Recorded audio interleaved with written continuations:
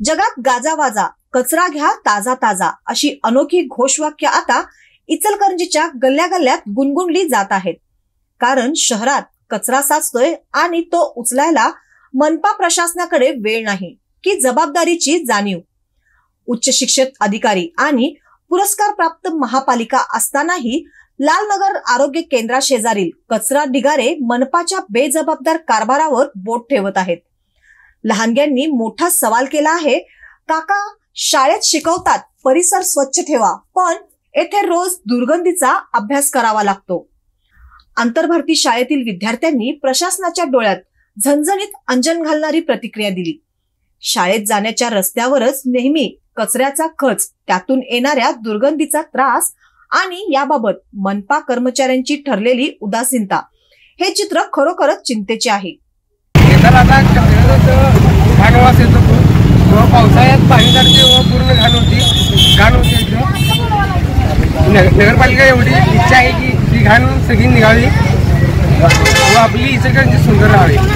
एका ज्येष्ठ महिलेची तक्रार तर अगदी ठसठसून सांगते, साहेब कचऱ्यावर टीका करू नका, आमच्या गटारांकडे पहा. 8 दिवसातही कोणी येत नाही. स्वच्छ भारत मिशन भले मोठे पोस्टर झळकवणाऱ्या शहरात प्रत्यक्षात गटार आणि कचरा यांचा सहजीवन बहरत चालल्याचे वास्तव्य आहे.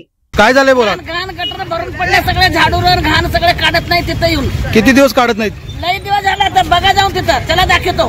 बर काढत नाही ते बाई जाणे कोणती. हा शिवाय देते भांडते, आमच्या अंगावर येते, असं झाडू लागलं, सगळं मरणाचं घाण पडलंय. घंटागाडी येते का तुमच्याकडे? घंटागाडी येते ना. मग घंटागाडी काय कचरा असला टाकायचं वाळा वेळा, काय गटरचं पाणी हे घाण झाडून नेतात का घंटागाडी? बर मग हा गटर काढायचं कोणतं काढणार? गटर त्यांचं सफाई करायचं काम ना. मग आम्ही काय करायचं ते सांगतात, भांडायला येतात.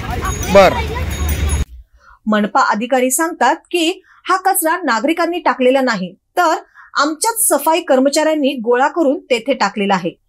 म्हणजे स्वच्छतेची जबाबदारी जणू फक्त घोषणांची राहिलेली आहे. आता प्रश्न उभा राहतो, मनपा नेमकी दोष कुणाचा मानते, नागरिकांचा की आपल्या कर्मचाऱ्यांचा? शिक्षण देण्यासाठी शाळेत जावं लागतं, पण इथे परिस्थिती उलटी झाली. शाळकरी मुलांपासून शिकण्याची वेळ मनपावर आली आहे. एकंदरीत शहरातील समस्या ही केवळ कचऱ्यापुरती राहिलेली नाही, ती आता नागरिकांच्या संयमाचा कचरा साचवू लागली आहे. कधी होणार कचरा उठाव कायमचा, की अजून किती काळ नागरिकांचा आवाज कचऱ्याखाली दडवला जाणार?